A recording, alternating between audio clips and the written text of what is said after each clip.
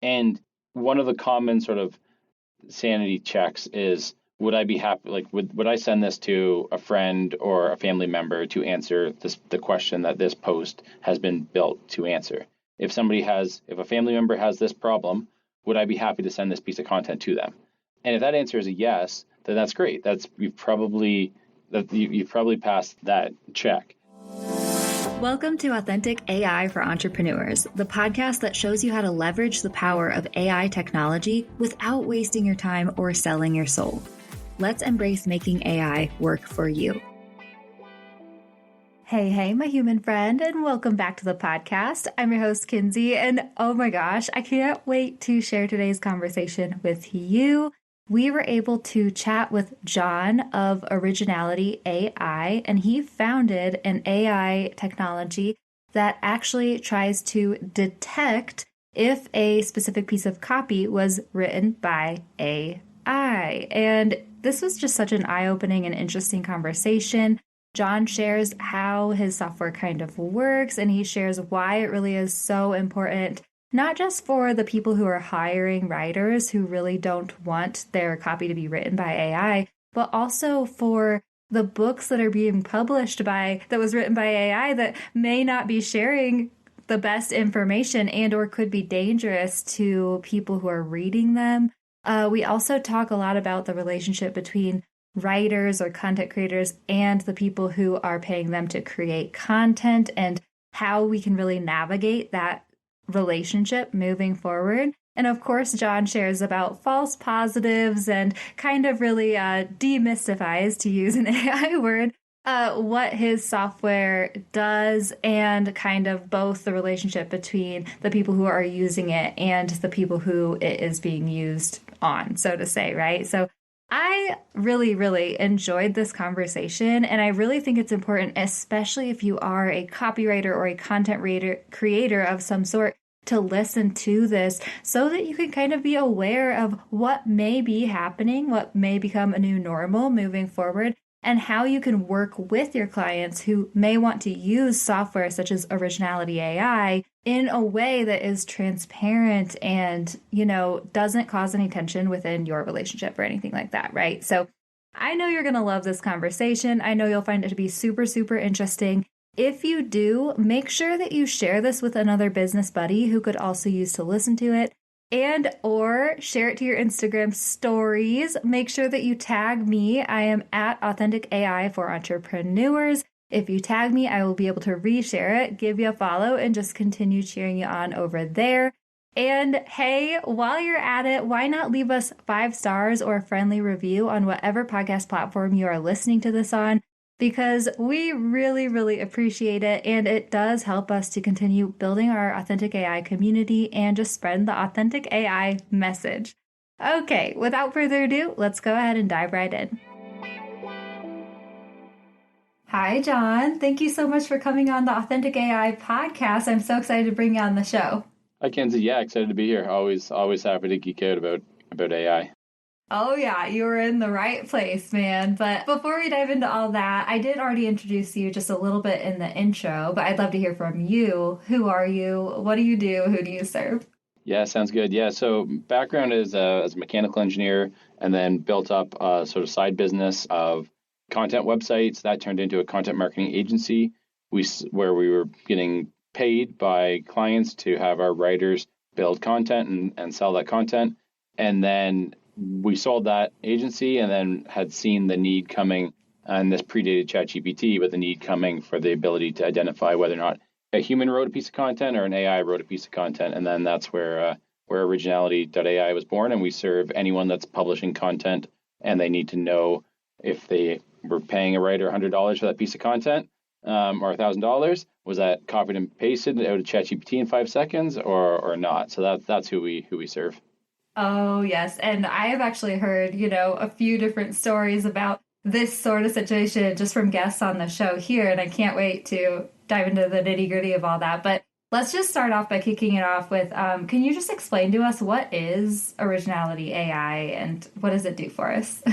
Sure. Yeah. So it's a classifier. Or in AI terms, but it's a detector that identifies whether or not content it believes content was written by a human or written by an AI. The way I explain it to people that sort of aren't AI nerds is that it's sort of like the good Terminator after the second movie, where it's an AI that's able to identify other AI, and then how it's built is it's a supervised learning fed millions of records of AI content, millions of records of human content, and then learns to tell the difference between the two.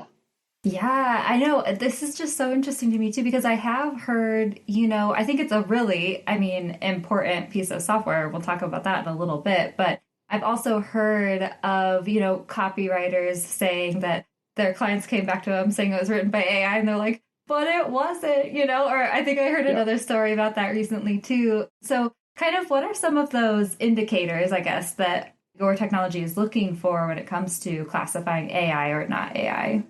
Yeah, I mean that's one of the sort of yeah, happy to we'll dig into false positives in a bit because it's a critical topic and when AI detectors can be used or not.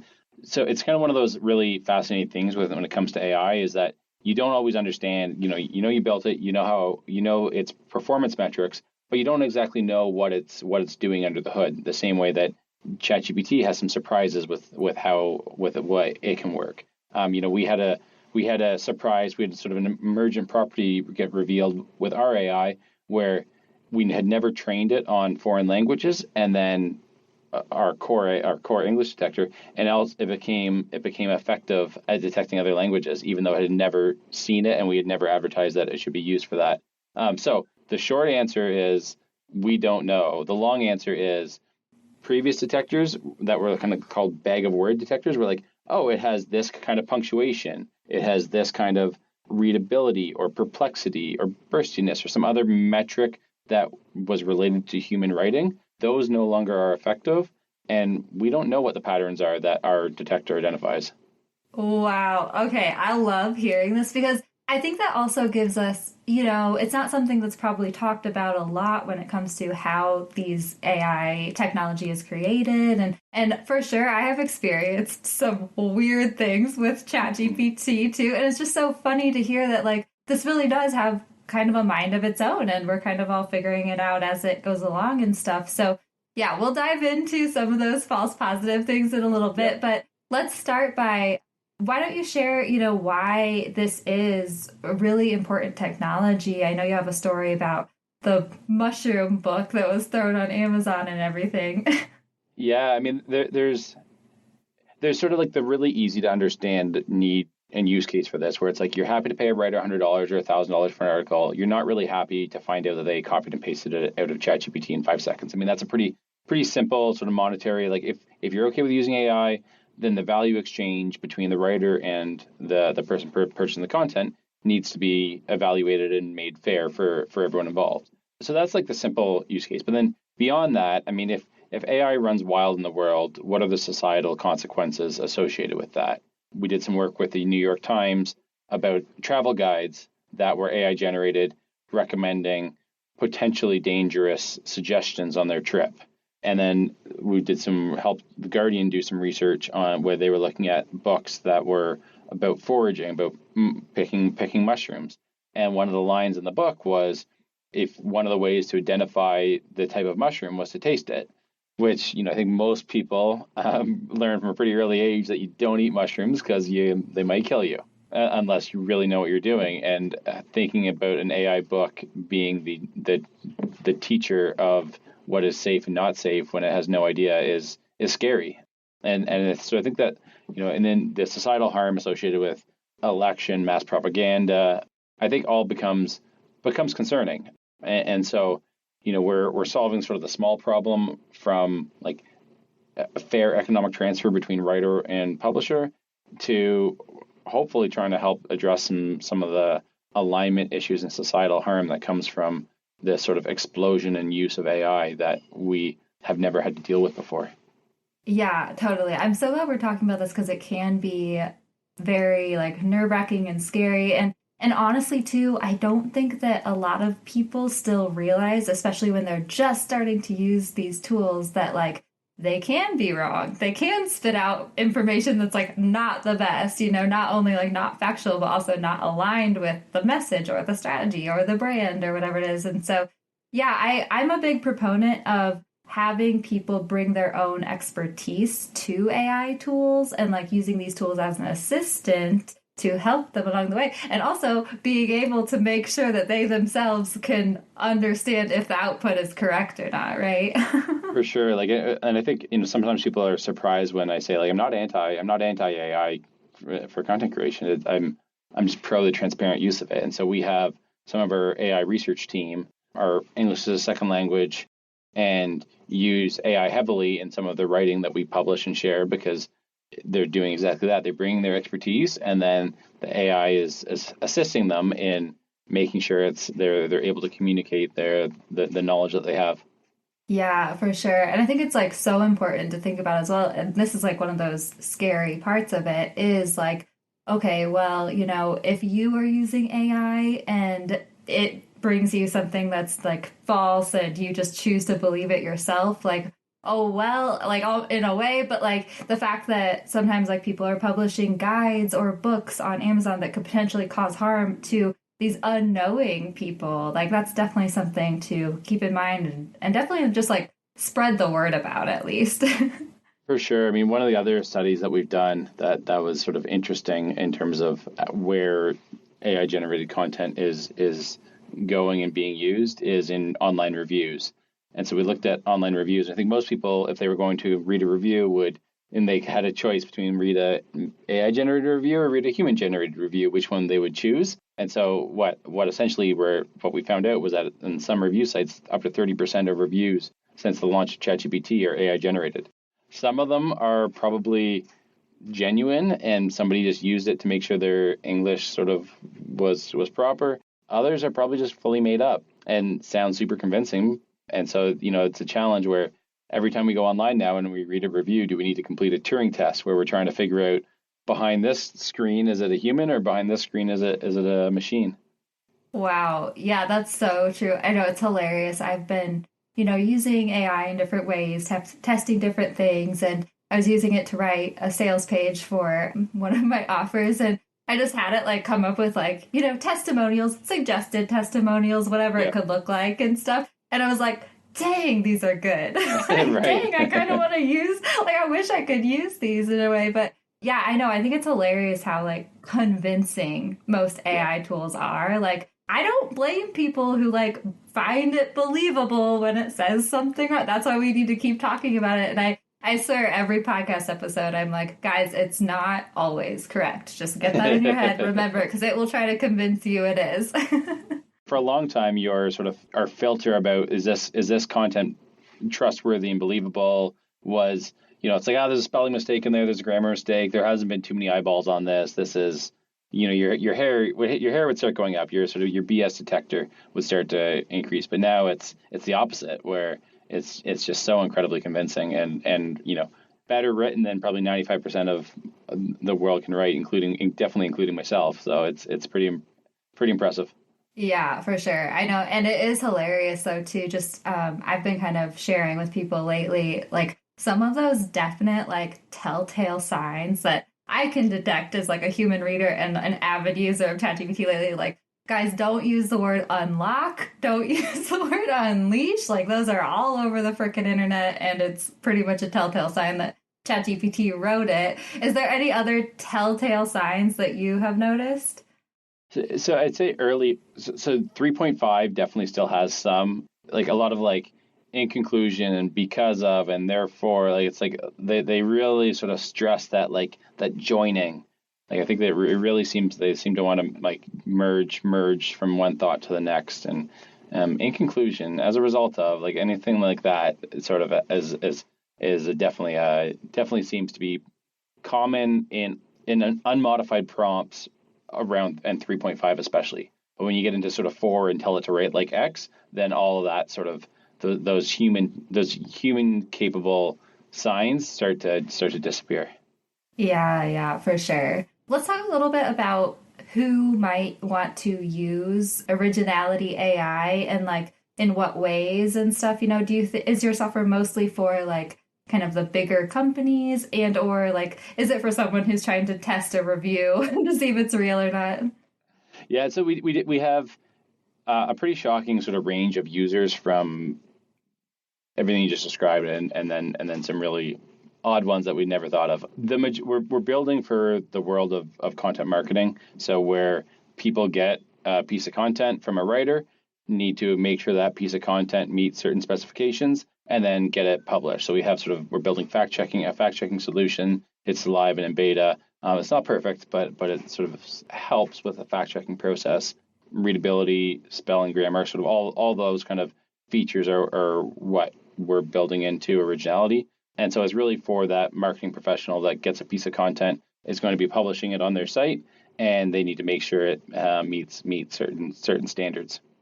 Yeah, and I know that you had mentioned the recent-ish Google update. Can you share a little bit about why this is so important and how it can affect SEO and all the things? Yeah, so the update is I mean, we're over 24 hours now, but it was rolled out or was announced March 5th, started being rolled out. It looks like they led the way with a ton of manual actions. And so what those are is manual actions that resulted in the de-indexation of a bunch of websites. And so what that is Google has said, you're doing something against our policies. We're going to remove you from our search results. And then they completely remove these websites. Our team has gone and done a ton of research to identify, we've identified 1,500 websites that have had this manual action be applied to them. And then we have dug into the most popular ones, to the most impactful ones, to look at, was this targeted at AI? And what we saw was that 100% of the websites that we identified had published articles that were highly likely to have been AI generated within their last 100 posts, and over half had 90% plus of their articles being fully AI generated according to our tool. And so what that sort of pretty clearly showed to us is that Google's view on AI generated spam is that they're going to come after that with what looks like one of the most aggressive strategies and sort of widespread manual actions that I can recall. And there certainly seem to be attempting to not just like communicate this, but send a message with the sort of like, lack of a better word, but public assassinations of websites for this abuse of AI generated content. If someone uses AI and they write with that AI and it adds value to the users, is that at risk? I think Google says that's great. I mean, Google's a heavy user of AI themselves, but if you are publishing large volumes of content and that content is heavily generated by AI, that risk profile is, I think, was already high and has massively increased over with this update.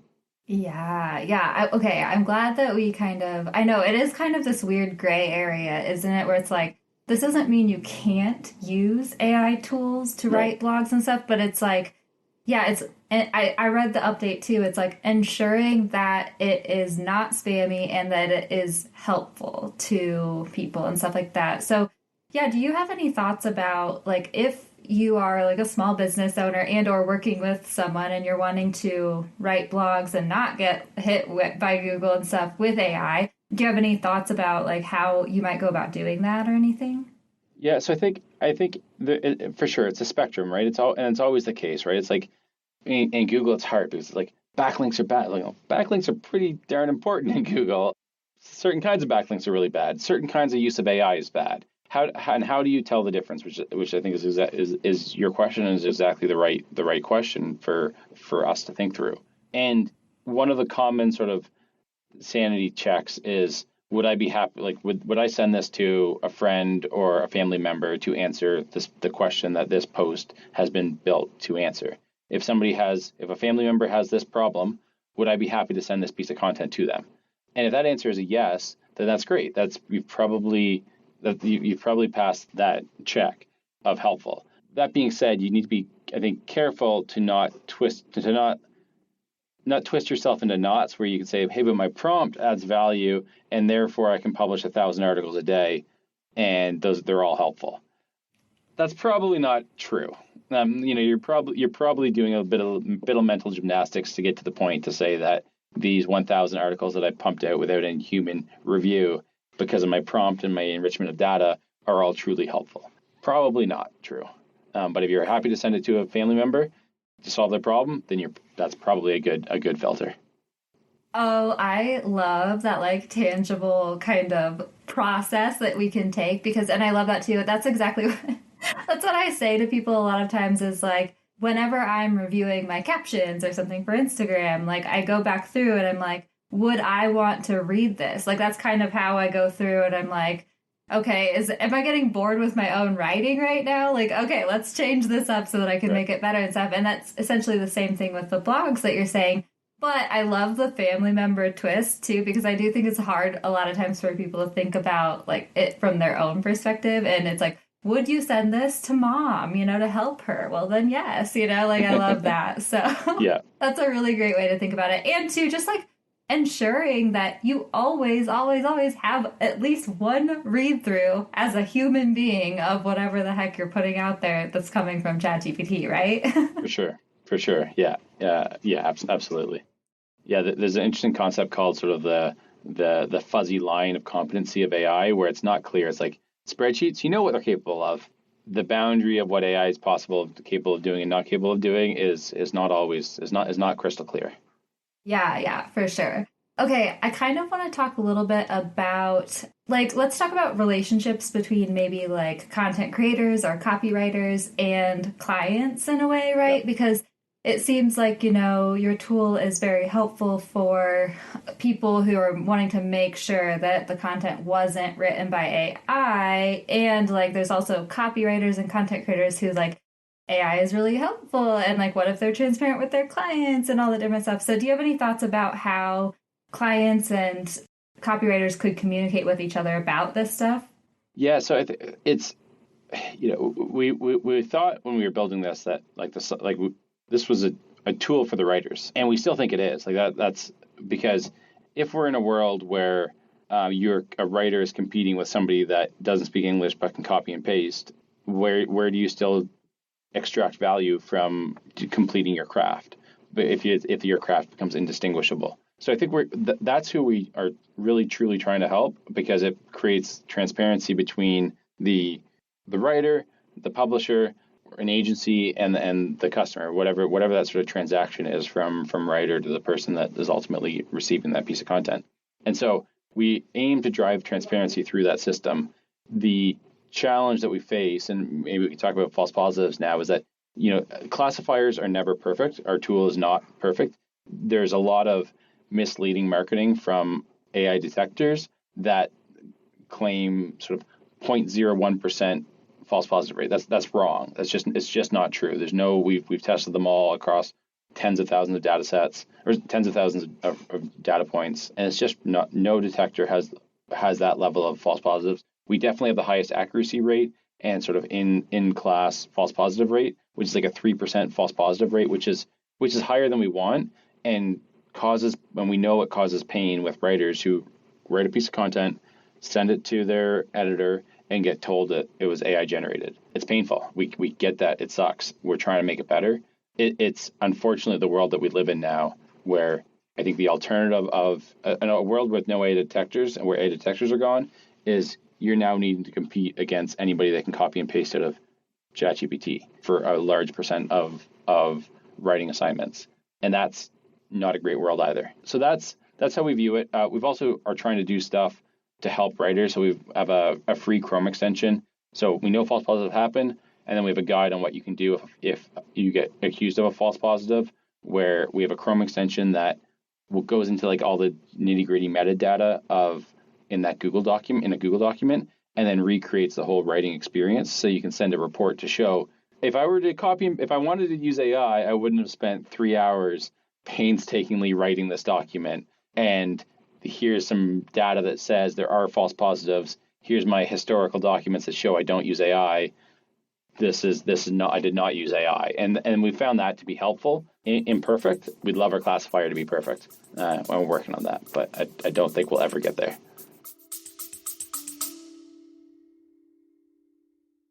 Have you been feeling frustrated trying to get ChatGPT to sound like you? You know this is an awesome tool you can use for so many things in your business, but you're tired of wasting time going back and forth only to end up with generic copy that sounds like a robot wrote it. Our new brand persona for ChatGPT mini course will help you hone your brand's unique voice with the help of ChatGPT, so you can get ChatGPT to dish up content ideas that are perfect for your brand and write copy that sounds just like you. With this quick, easy, and actionable mini course, we'll walk you through the process of training ChatGPT for your brand. So in less than an hour, you can turn ChatGPT into your amazing new assistant, content creator, copywriter, brainstormer at a minuscule fraction of the cost. So why wait? Sign up for our brand persona for ChatGPT mini course right now at AuthenticAIForEntrepreneurs.com/mini course. And in less than an hour, we'll get your ChatGPT to sound just like your brand and work authentically for your business.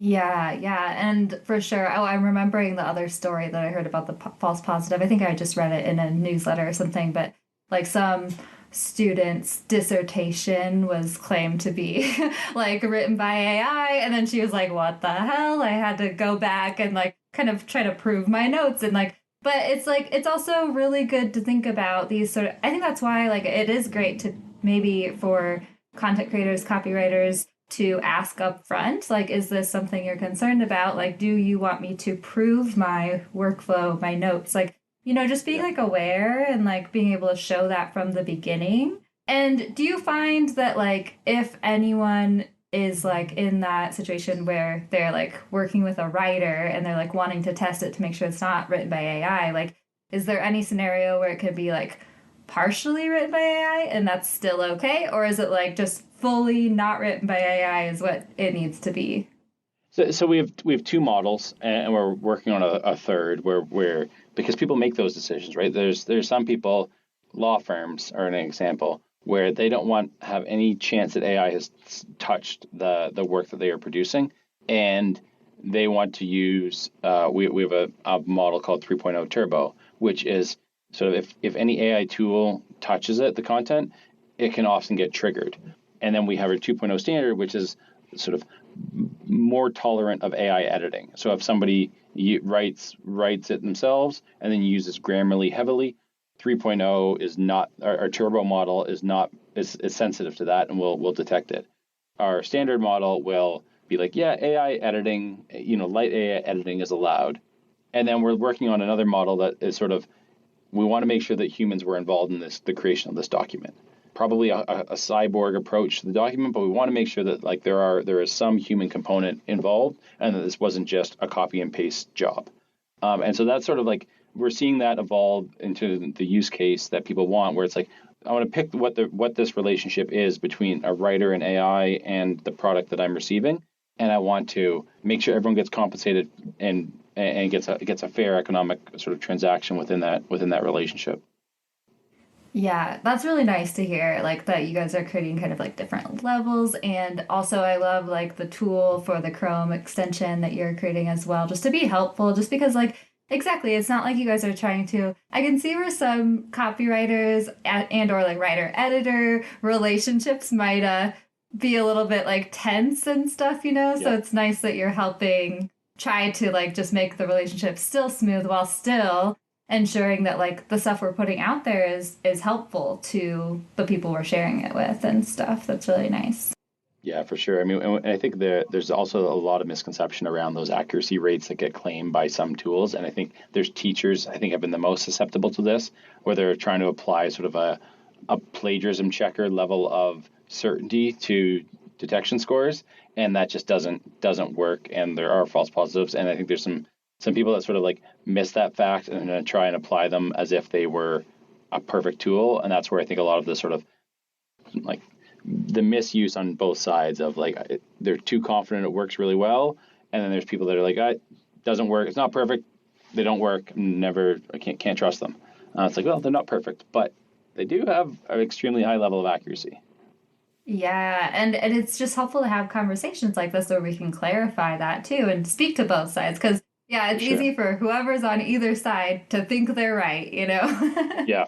For sure. I actually was talking with an editor, I believe, of a magazine in my local town where I live and stuff, and he was kind of asking the question like, so we have all these interns and they like are freaking using AI tools and it's super annoying because then they're sending the stuff to me as their editor and I'm like, this is pretty crappy. He's like, how can I help my interns like better be able to work with AI tools like in a way that like and my response to him was, I really think that people, like we as a culture, need to get better at revising and editing copy. Like we're taught writing in school, or at least I was in elementary school, but like the revising and editing part of it isn't like a natural skill that a lot of people have, and I think that's like really, really important as more of us are starting to use AI tools to help us write copy, is to like what makes a good piece of copy and how can I edit it? But do you have any thoughts about his question? That's interesting. I mean, I think comes back to some of the stuff that we talked about, where it's like, is that allowed? Like, is there a policy within that company that says this is acceptable use and this is non-acceptable use? And so my guess is a lot of places we're all struggling with this internally within our companies on the right usage and the speed at which we need to sort of be managing the what is allowed, not allowed. And so I'd say that clarity between the person creating the content and the person getting the content and what they're after is probably the starting point that I would always say to look at, and what's been communicated. In terms of how to educate them on what's acceptable and not acceptable, I don't have a great thought other than, like, I get this sort of back to like, would you be happy to send this? Like, look, Mom, I was published. Right? Would you be proud of the content that you've just sent to your editor to share, or are you just trying to hit numbers? Yeah, for sure. I know. I'm like laughing over here because I'm just like thinking of like the lazy high school interns who are like, oh, this is fine. Right. And you get it and you're like, Right. oh, this is crap. But yeah, I think for sure you're so right. It's just like policies, boundaries, things that we haven't had to think about necessarily like putting into place before these tools are becoming more mainstream. And now you just have to think about it for yourself and have those conversations. But I have loved this conversation. Before we you share all the links and all that different stuff, I did want to ask you about like pricing plans as far as Originality AI and stuff. What does that look like for you guys? Yeah, so there's a monthly subscription at $14.95, and then you can buy one-off credits. Each credit scans 100 words, and each credit costs 1 cent. So basically 1 cent to scan 100 words. Yeah, that's great. Do you guys have a free trial at all or anything like that? Or Yeah, there's a 50 credit free trial to try, and then there's the AI-Detectors. There's a limited version that's free on the site. okay, great. And so for anyone who is wanting to check out Originality AI or connect with you, can you please share how they can do that? Yeah, so go to Originality.AI to sign up. And if you want to connect with me, my email is john@originality.ai, and you can find me on LinkedIn as well. Awesome. Thank you so much. I've really enjoyed this conversation. Thanks, Kinsey.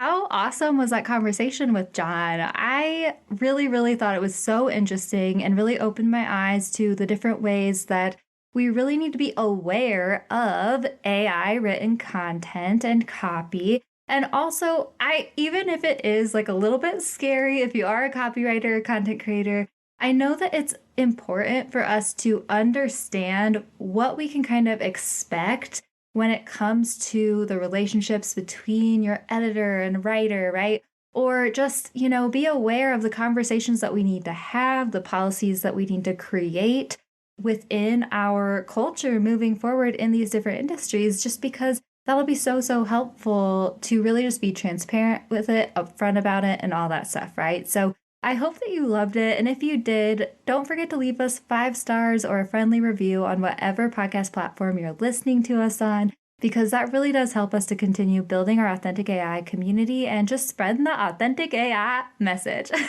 All right. I hope you have a wonderful rest of your week, and I will catch you next time I catch you. Thank you so much for tuning in to Authentic AI for Entrepreneurs, my friend. If you enjoyed this episode, don't forget to subscribe on Apple Podcasts, Spotify, or wherever you listen to your shows.